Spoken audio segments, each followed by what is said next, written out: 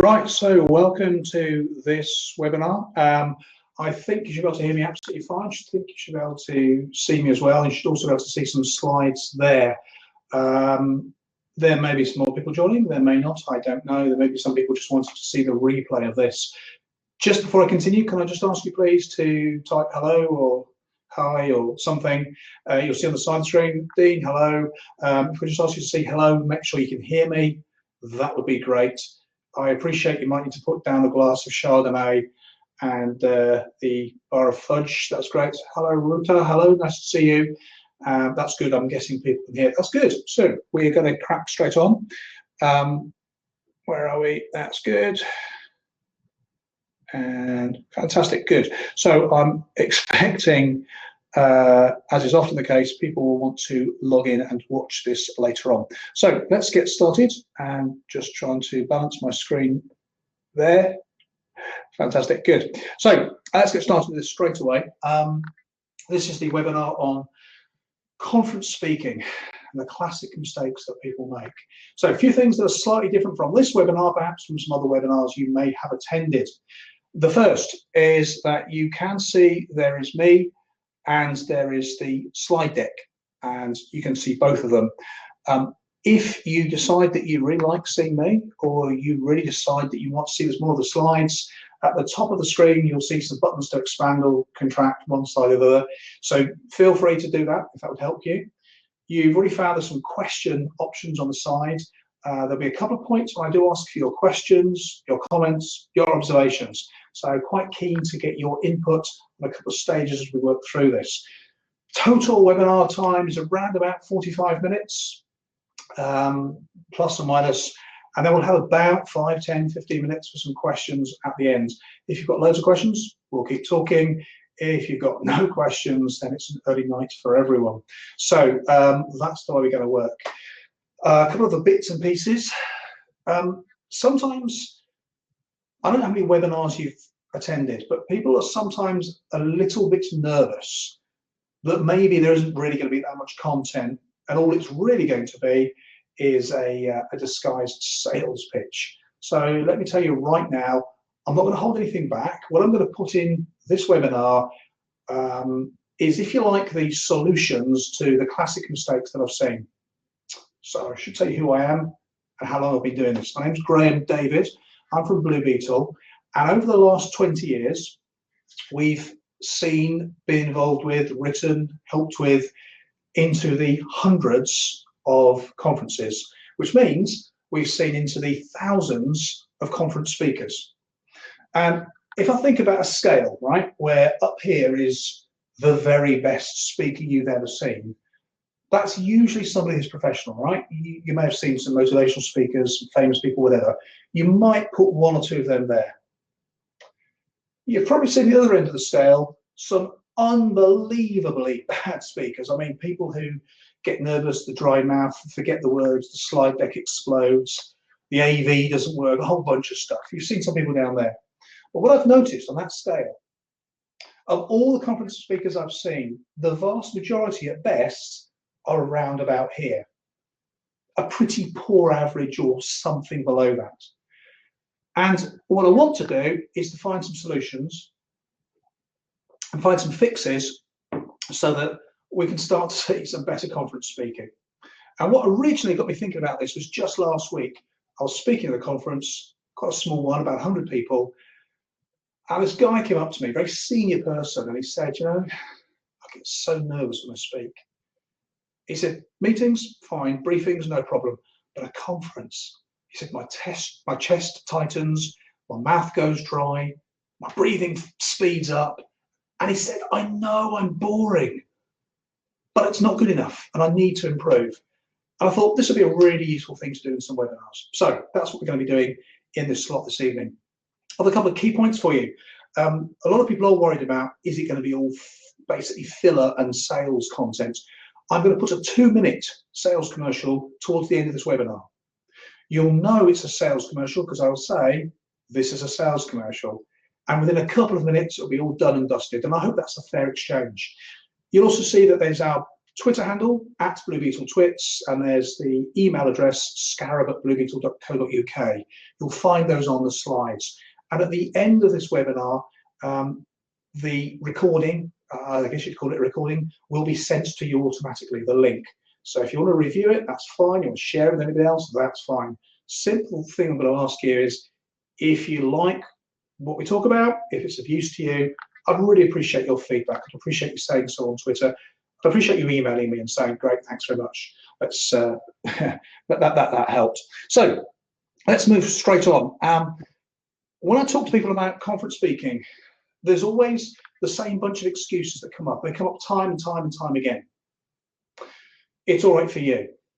Now, the reason they say that is because I'm stood in front of a room full of people and I'm being quite confident and I'm quite animated and I speak how I speak.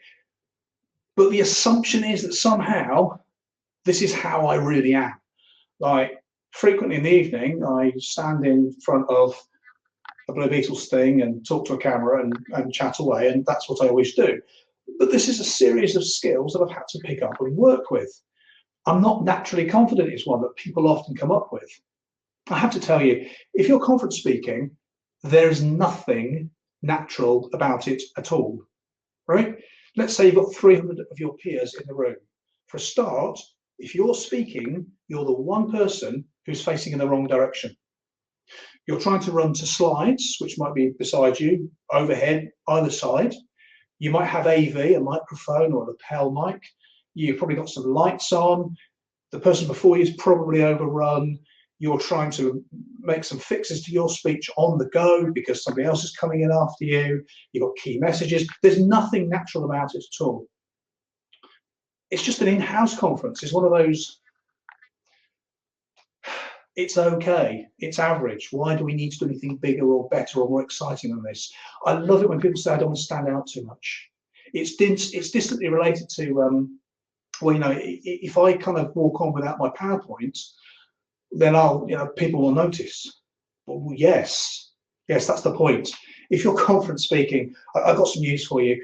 If you're the one person stood up in front of 300, you're going to stand out. You're going to be noticed. And the question is, for what reason would you like to stand out and be noticed? I don't have a lot of time to prepare this. Is often what people say halfway through a conference when they click the slide and the wrong data comes up. And just think about the subliminal message that gives. I don't have time to prepare for this because it's not really worth it, is it? And I speak a lot, and I'm not that brilliant at it, but I'm not the worst. Very senior people often say that to me just before they pull out of a training session or immediately before a rehearsal session for a conference. And the problem, and it genuinely is a problem with all of these phrases and these beliefs, is that they stop us making our conference or our conference speech as good as it can be.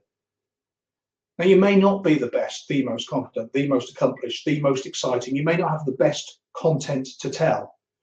But when we buy into this set of beliefs, we're kind of giving permission for it to be mediocre.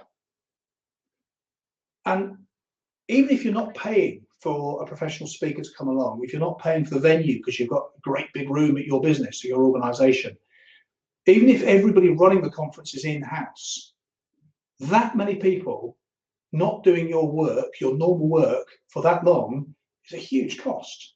So why don't we seek to get this to be as good as it can be?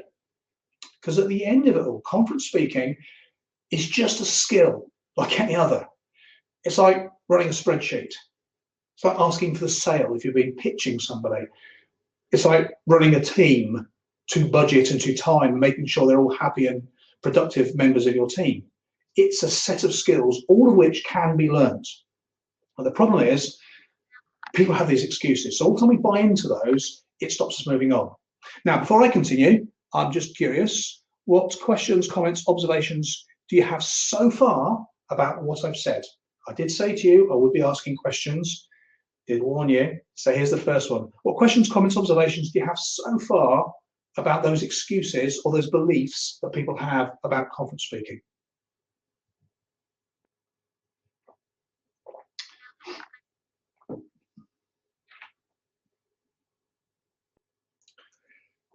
you do have to answer questions occasionally.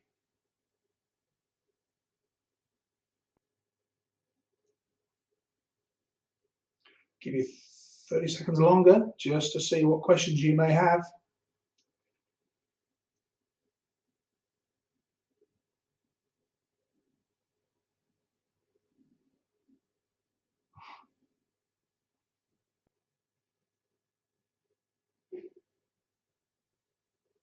Okay, so I'm going to assume then you're happy to move ahead on that basis. So the screen is doing some really weird jumping around. There we go.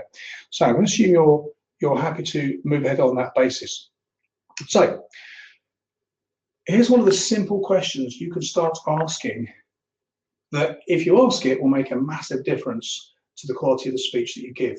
The question is, what is it you're speaking for? What's the purpose of your conference? And if the answer currently is things like, well, we've always done this slot, or it's a bit of an update, or I'm covering for Sue, well, these aren't good enough. They're not compelling enough reasons for why you're speaking at your conference. So what I want you to know, and what I want you to work out, is for your next conference speech, these three parts. As a result of listening to your conference speech, what do you want your delegates, what do you want your audience to think and say and do? Now, if you ever come across the idea, it's a really well-known idea, I'm sure you've seen it before, people talk about the what's in it for me factor. And that's okay. That's quite a good way to see this. But this is even more powerful. And the reason it's more powerful is it takes people through a bit of a process. So when I'm speaking at a conference, what I want to know is, as I say this bit, what reaction am I attempting to get? Am I attempting to use humor here? Am I attempting to provoke a response? Am I attempting to shock people? Do I want people nodding, thinking, yeah, that's a problem, I see that? Do I want people thinking, great, I get it? So I'm going to structure the whole idea of this, and I'm going to plan the whole idea of this with this in mind. What is it that I'm speaking for, and what do I want my audience to think and say and do at different stages? So thinking, how do I want them to react to this particular piece of information? But thinking about it isn't enough. I want them saying something as well. So I will frequently say, what questions have you got? What are your answers? What are your thoughts about this? Now, it's tricky in a webinar. I don't know if you've ever done a webinar, but what you're essentially doing is talking to a camera. Like I said, it's a highly unnatural process. But I'm still going to ask for some feedback. I'm still going to ask for your comments, your questions, your observations. And you should do in a conference too. So when I've asked you, or when I've told you something, and I've got you thinking and laughing and committing to those ideas, I then might say, a couple of minutes, talk to the person next to you to have a chat about what you think. Or I might say, before we get started, here's what I'm going to be working on today. I'm really interested in your views on why we need to do this. In other words, we move it from being just in here to starting to be said or written down or recorded or in some way made more tangible. And then I'm moving from there towards do, because people have talked about it, because people have started to record some ideas, because we've actually moved away from just a theory or an idea or an intention. We've talked about it, we've verbalized it, we're now starting to make plans. So I'll give you a really simple example. At the conference I referred to last week, it was a customer service program. And part of what I did was to talk about the way that customer service programs don't usually work. And the reason they don't usually work, in my opinion, is because there's also big ideas, but so what? So instead we did it the other way around. We said, right, these are the big ideas we have. But before we get into that, don't you hate it when you call somebody up and this happens in a customer service program? Or isn't it irritating? Or what are the things that stop us from being excellent at dealing with our customers? In other words, we got people recognizing some of what was going on. We got people starting to think about, yeah, that annoys me. And it included humor and frustration and an emotional response. And we got people to share some of those ideas. In other words, it started to become real. And that then was a very natural progression through the session that we ran into 2.5 hours at the end. people with a serious list of, I'm going to do this, I will do this, and I will stop doing that. In other words, we had moved to positive action, which was then able to be taken forward after the conference. Now, there are three key points in the conference speech. So the first one, the second and the third is all about how do we best grab our audience at the start, how do we best say goodbye to them at the end, and what happens in the middle. So that top one there, hello, I'm going to be talking about, that point there at the end, thanks very much for listening, these are the two key points where naturally your audience attention is at its absolute highest. There's a lot of work that's gone into this. You look at something like Tony Buzan, for example, the guy behind mind maps and memory techniques, speed reading. He will talk about learning periods, and he will talk about retention and recall. And time again, he talks about the start and the end being the key points that audiences or learners most are able to recall. They're most open to new ideas. Now, if you just take a moment to think about the last conference you spoke at or you saw, you'll recall that this kind of makes sense. You'll recall that even if you've had a series of poor speakers, there's always a little lift at the end of each one and the beginning of the next one. Because as it finishes, the person says, well, I think we're kind of nearly there, and thanks very much, I'm sorry I've overrun. You'll see audience start to go, oh, right, okay. You'll see them start to sit up a little bit. This is a great time we can get them to do something. Well, the next person comes out and says, hello, welcome, I'll try not to be too boring, we're running a bit behind, I'm going to try and make up some of my time. When they do that, again, you'll see the audience start to lift up again. It's like, oh, right, it's a new one. Maybe this one will be better. Now, I said to you, I'm going to show you some key things that virtually nobody does in conference speaking. That's exactly what I'm doing here. So first of all, think, say, and do. Not many people plan their conference speeches with that in mind. If you do that one single thing, you'll get a better outcome. This is the next part. Let's look at the start and at the end of the conference. And even before we get into the start and the end of the conference, everyone talks about death by PowerPoint. What if? What if? It's only a big what if, but what if you did less PowerPoint? What if you stopped using PowerPoint? What if you stopped using as many slides as you currently use? Now, I know whenever I ask this, a list of excuses come out, a bit similar to the why people aren't very good at conference speaking excuses. People say things like, well, it's expected to use slides in our organisation. Really? I know you've always used them, but if you didn't use them, then you'd stand out, right? That'd be a good thing. People say things like, and it's always done as a slight joke, I like the slides, it gives me something to follow. Okay, that doesn't really sound like you've prepared it. In fact, that sounds like more of a prompt for you than them. People justify it by saying, I don't just read the slides, I talk around them. Well, the problem with all of this is that you're stood there, your audience, 300 people are stood there, and everybody is looking at the slides. And this stops it being the possible interaction and engagement that we could actually possibly look to see here. So if we start to think about taking some of our slides out, what do we replace them with? How do we start to make this more engaging? Well, right from the start, you're going to use questions, stories, activities. Right from the start, even before you introduce yourself. Let me give you two comparisons here, right? Conventionally, what you do is you walk out, fumble with a microphone because you didn't think to check it first, realize you're a bit nervous, look at all the people, find your clicker for your PowerPoint, and click on and go, look, that's me. Yeah, that's the title of my, oh, no, that's where I'm from, sorry. That's the title of what I'm talking about today. In other words, it's you trying to talk to the slides. And it's rubbish. It doesn't work. You know it doesn't.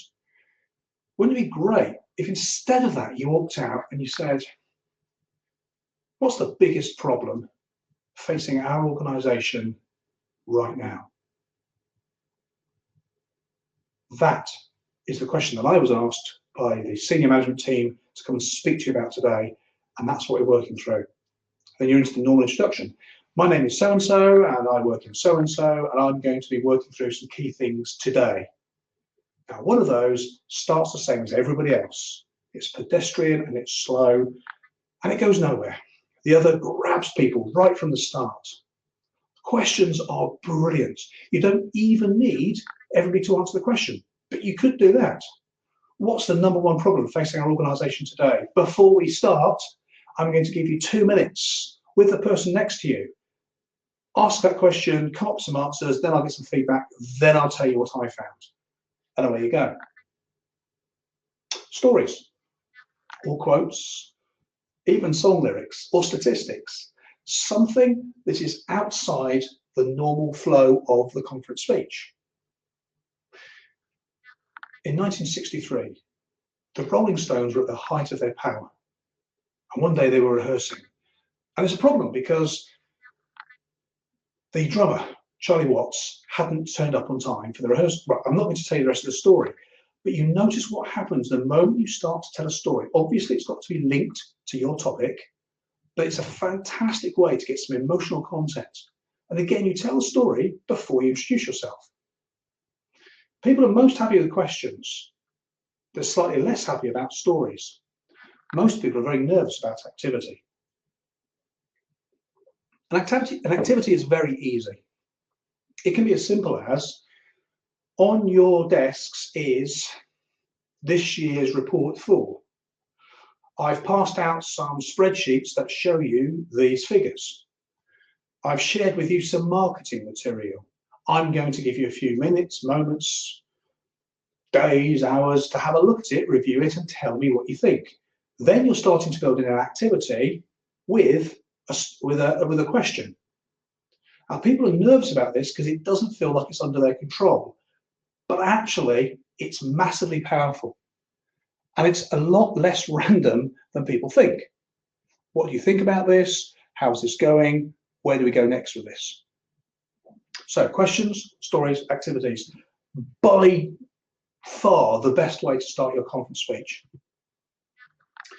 So that's the start. You remember I said the start and the finish, 2 key points. How do you finish? Now you have seen, as I have, many conference speeches that ramble way past the point when they should have stopped. And people sort of say, well, I think I should probably, oh, we're running over. I was going to more slides to show you. Let me show you these slides quickly, as though that sometimes helps. I'm going to show you all these slides. And if you do have any questions, then any questions, quick questions. I think we've got about 30 seconds. No, we haven't got 30 seconds. Oh, I've got to get off the stage. It's horrible. So in the same way that no matter how nervous I am at the start of a conference, I don't get nervous, but just imagine, I've got a very strong start. At the end of the conference, I'm going to finish bang on time. Now, this webinar is slightly different. I do take questions at the end of a webinar. That's because a webinar is a fundamentally different thing. But in a live conference, I don't want questions at the end. I want questions throughout. I will ask the audience questions. I'll give them the opportunity to ask me questions. But at the end, I want a nice, controlled finish. This makes it stronger than everybody else does. So it comes in 3 parts. Right, we're getting to the end of this point of discussion we've been talking now, but it's 15 minutes or an hour or half an hour or 3 hours. The session I ran last week was 2.5 hours long. And towards the end of it, I'm able to say these 3 things here. So we're kind of getting to the end of this time now. These are the things we've talked about. What I want you to do with it now is this. So remember, think, say, and do. This is all about getting people to do something differently. If all you're doing is communicating something, that's okay, but why don't you try and get some motivation in there? Or try and get some energy behind what you're saying, or try and get some change in belief, or try and get people to do something more, better than they were previously. So what I want you to do now is this. Then I'm going to thank the audience for their engagement, or their positive input, or their challenge even. It's really important to do that. Now, if you've spoken to a few conference audiences, you'll know that some are lovely, some not so much. But you're always going to do this absolutely straight, no sarcasm, no kind of, well, thanks very much. It's going to be absolutely straight. Thanks very much. I really appreciate this. If you've got a couple of people on your team you thank on behalf of, none of this drawing people up, shaking their hands, bottle of champagne nonsense, just thanks. And the last words out of your mouth are going to be thank you. And then you walk off. The reason for this is when you say thank you and walk off, most audiences, mostwhere, will then applaud. And that's great because it means that everyone knows it's finished. There's a nice, clean, strong finish to your speech. It means the next person's got a bit of a lift. They don't need to walk on in silence. But crucially, you started very strong. You do whatever you did in the middle. We'll talk about that in a moment. And then you finished very, very strong. People know you have finished and you finished absolutely to time. And it's a really simple thing to do. And once you've planned this, and once you've rehearsed it a few times, it's pretty much the same finish you can do every single time, which means it's always going to work. Listen, we're getting to the end of this discussion now. Really appreciate everything we've talked about. What's important now is that we start to move forward with some of the ideas. You've come up with some incredible ideas, and I know that John is going to take those forward and share them with you in the next couple of days, weeks, to ensure that we start to do something with this. Got to say right now, thanks ever so much for your engagement. You've been brilliant. Really like all your ideas, all your thoughts, all your challenges. It's been really fantastic speaking with you. And I look forward to hearing about all of your successes coming up. Thank you. That's all it needs to be. And it pretty much guarantees you a good, clean, strong finish to that session every single time. So what you do in the middle, that middle section, you've got a good, strong start and a good, strong finish. You're going to ask more questions because you'll remember there's that dip. So you need to ask more questions because every time you ask a question, it's like a little hook to the audience. You don't need your audience to actually answer the question. You could, for example, let's say you're a massive data sheet you're showing people. And let's say you're 2 pages in, you've got a 3rd page coming up. And we want to make sure that people are still with us. So it's really easy at the end of this sheet to go, before we move on, what questions have you got? Now, you might get an answer. You might, like me a moment ago, a question. You might get a question. You might, like me a moment ago, not get any questions. But it's okay. The point is you wait, you look at the data, somebody's got a question, fantastic. Somebody hasn't got a question, that's also fine. You can lead those questions, even though they're open questions. I've just shown you the new policy for X, Y, and Z. I've shown you the new policy for onboarding our team. What concerns have you got about it? Now, your audience might have some concerns. They might have no concerns. It doesn't actually matter.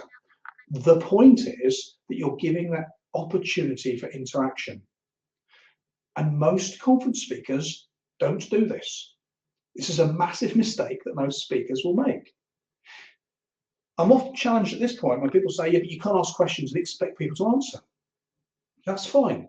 I've made the point there, rhetorical is absolutely fine. So it's quite all right to go, so when we started to look at how we're going to sell more of this product, there were a number of questions. And one of the questions was, is this price point correct? Now, this gives you a great chance to wait. Because when I say, is this price point correct?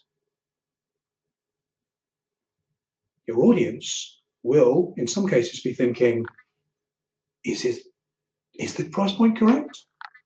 Some will be thinking, yes, it is. Some will be thinking, no, it isn't. Some will be thinking, what should it be? Some will be working on the justification of the price point. Others will be thinking, you've forgotten your words.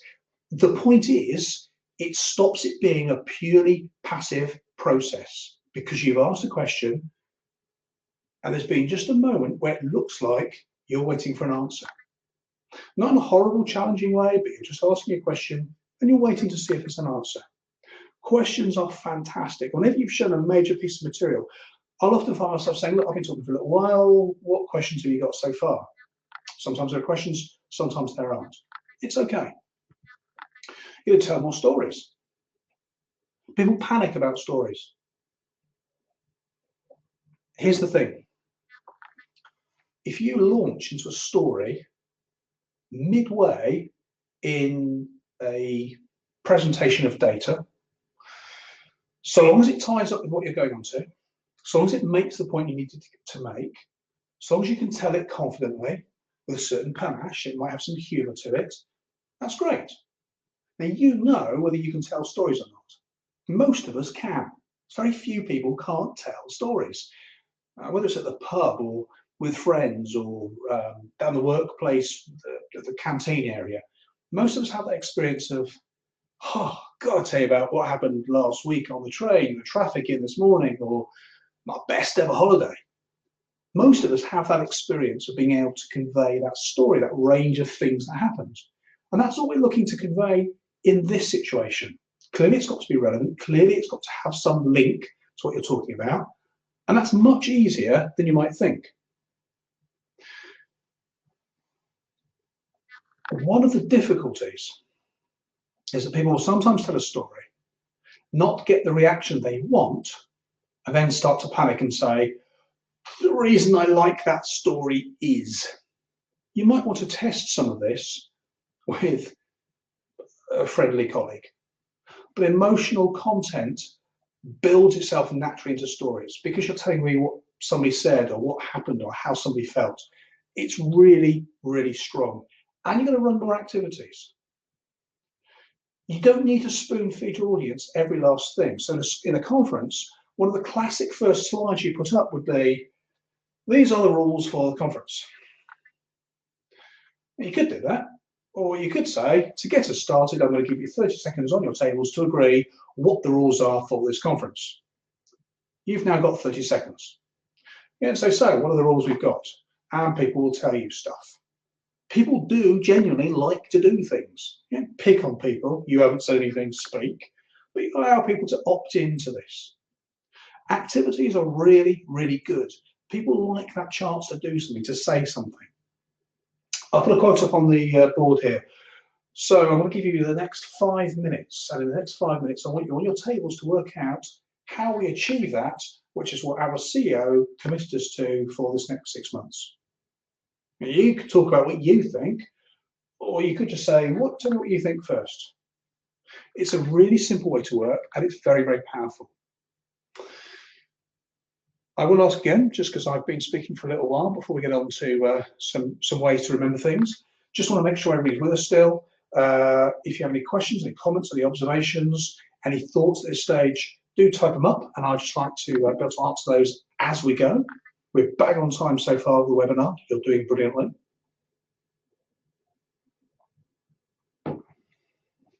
Any questions at this stage so far?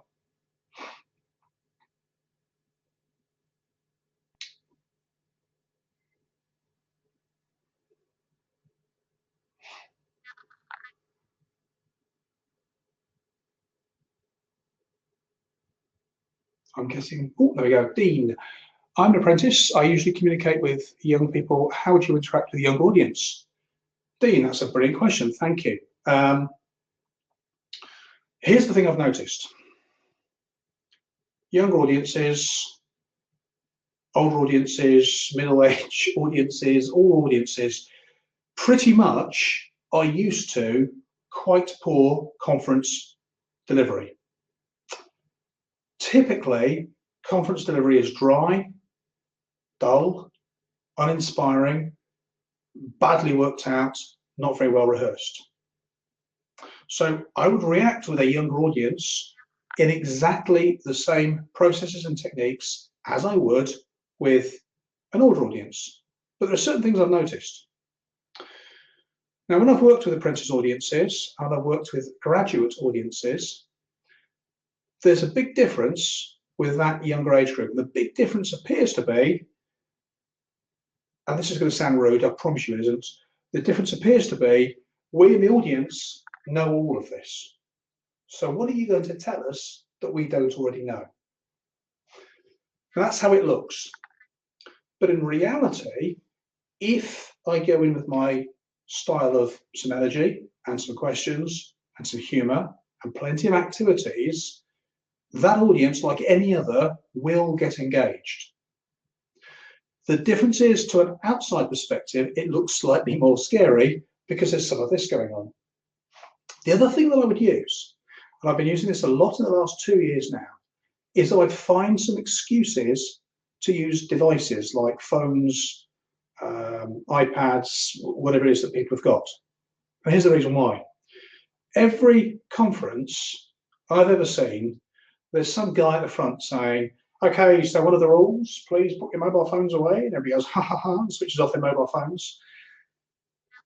But most people have got a mobile phone. Most people have got a device that allows them to tap into more information than anybody at the front of the room knows. So I say, why not use that information? So I will often say to a younger audience, right, I'm going to be telling you today about X, Y, Z. Now I could just tell them because I know about it. But why don't I do something like this? I'm going to be telling you about X, Y, Z. But rather than me tell you all about it, I'm going to give you 5 minutes to research it on your mobile phones right now. And then I'm going to ask you to explain back to me some of the key points. Now, you have to admit, that is a brilliant technique, because what happens is they get to play with their devices and their phones. They like doing that. They're happy. Every time I've done this, I get feedback that says, I've never been encouraged to play with the device, with the phone in a conference. Everybody's always telling me to switch it off. You really stand out when you do that. And brilliantly, they're all going to find different bits of information. This allows some of them to stand up and speak, so we build in an activity. It's a question because I ask them to do something. It's very specific to that age range because they're really good at finding information out. I have 2 12-year-old sons, and the number of times I've started to say I don't understand something, and one of my sons has gone, that's what YouTube is for. In other words, they are now, my 12-year-old sons, and I'm sure an apprentice audience, used to just finding what they need to find.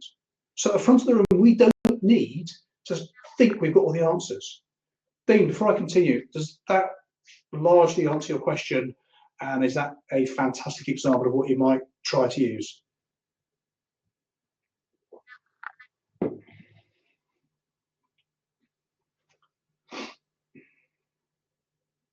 Good. So I'm just mindful of the time. I'm going to crack on for these last couple of slides. How do you remember everything? I get asked a lot, how do I remember stuff? And the reality is I use a mixture of remembering it, rehearsal, and notes. So I still wouldn't leave anything out. I'm really not leaving anything out. I use notes all of the time. You don't know about them. So right now, as I'm talking to you, I've got a camera in front of me, you've got the Blue Beetle thing behind me, and that's it. So it all looks, I hope, like a nice, tidy presentation.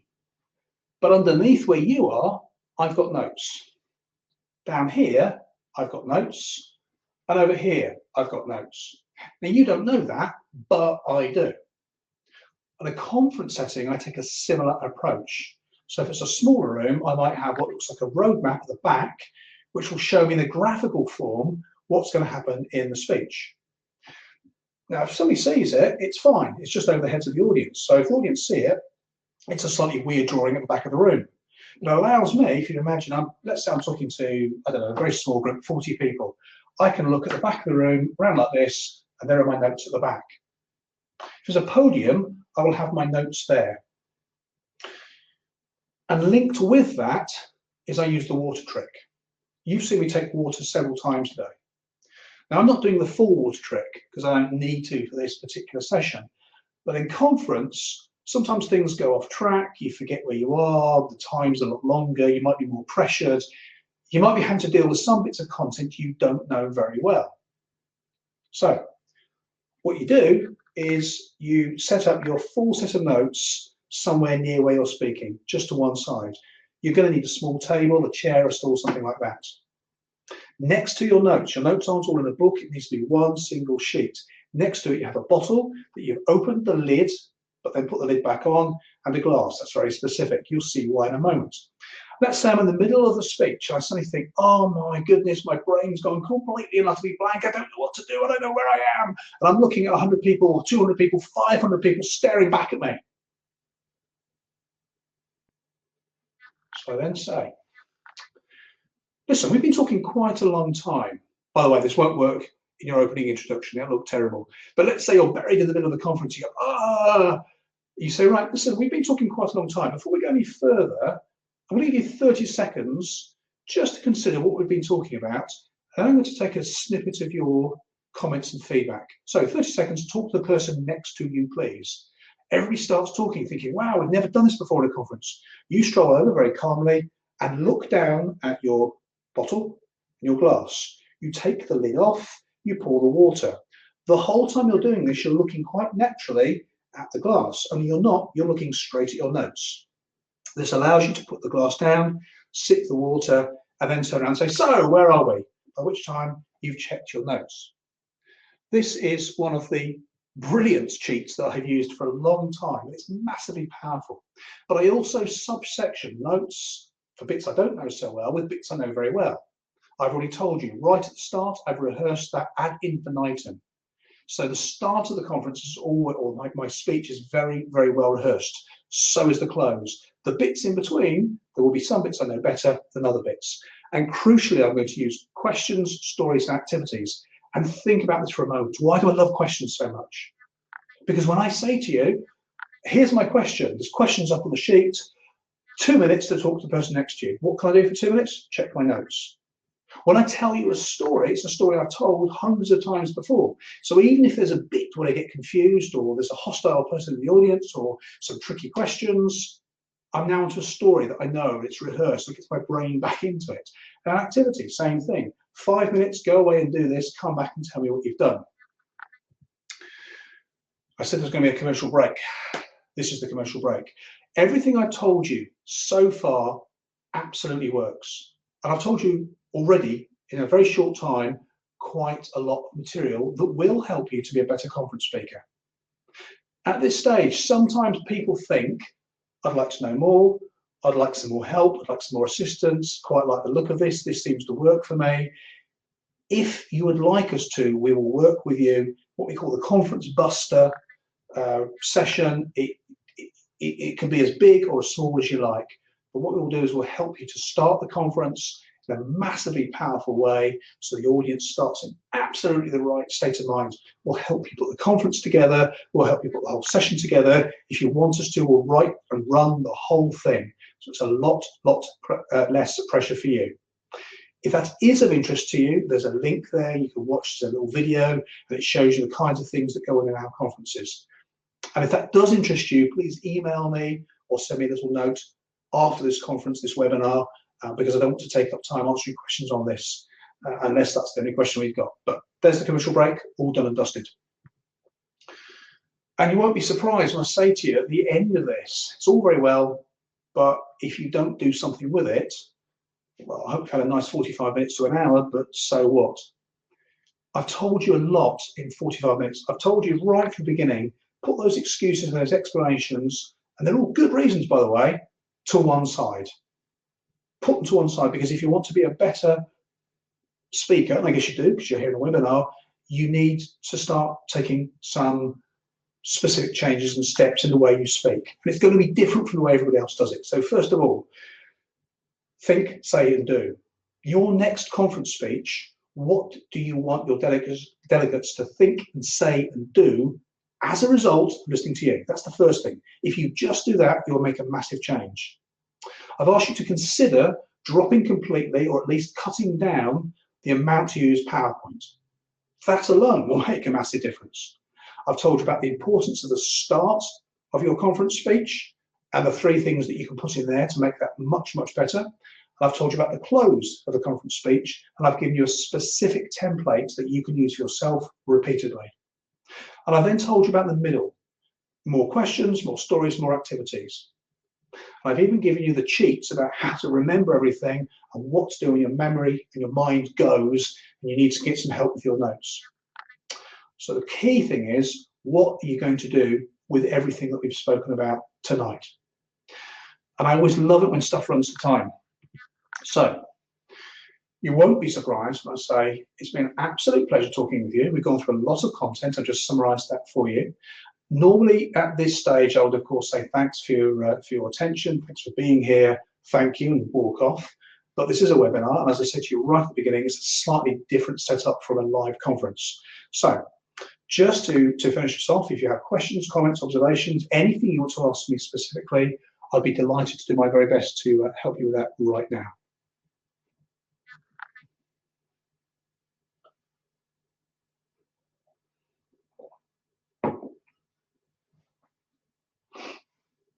Look at that, bang on 45 minutes. Damn, I'm good. So, questions, comments, observations, if you please.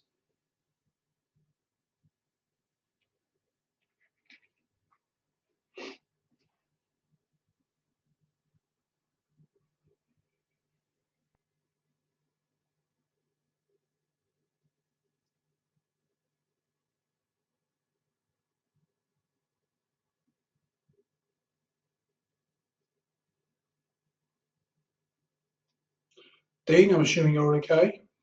Ruta, I'm assuming you're okay. And Hermione, I'm guessing you're all okay and you have no questions at this stage. Give you a few more moments just in case it's a long question or a complicated question. I could always press this button to make you just pop up and share your camera if you wish. Ruta, all good, thank you. Ruta, lovely and pleasure to make it. Thanks for that. Dean, Hermione, either of you have any questions? If not, we'll close that there.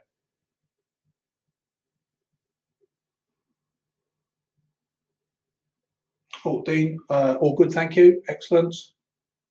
All good, thank you. Sorry, I just missed that.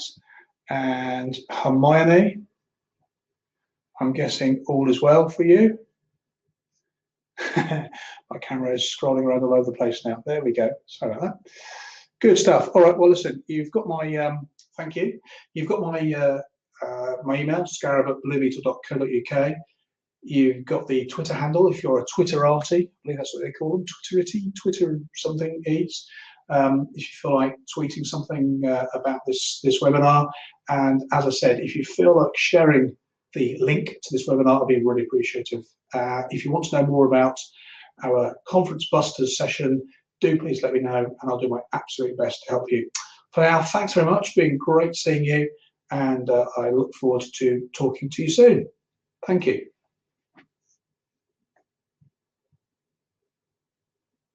Thank you, Dean.